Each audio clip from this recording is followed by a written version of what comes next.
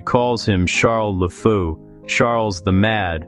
But he wasn't just a madman, he was in a tragedy in a crown. A ruler who reigned for 40 years, yet spent every second of it terrified of his own fragility. But Charles was not the only ruler to lose his grip on reality.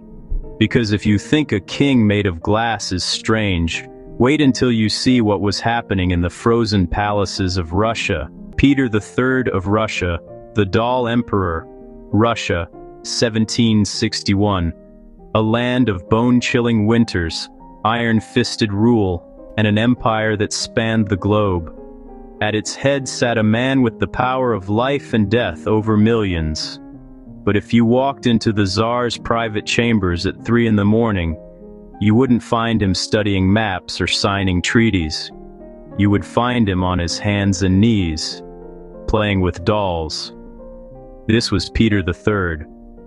A man-child thrust onto a throne he didn't want, in a country he didn't like, speaking a language he barely cared to learn. While his grandfather, Peter the Great, had built Russia with blood and steel, Peter III wanted to build it with wax and wood. Beside him stood his wife, Catherine. She was brilliant, ambitious, and trapped in a living nightmare. Imagine being one of the greatest political minds in history, forced to stand at attention in the middle of the night because your husband demanded you help him maneuver his toy battalions. But for Peter, these weren't toys. They were his reality, and he expected the law to treat them as such. One morning, Peter found that a stray rat had climbed onto his display and bitten the head off one of his favorite soldiers. Most men would call a cat. Peter called a court-martial. He caught the rat, arranged a full military tribunal, and sentenced the animal to death by hanging.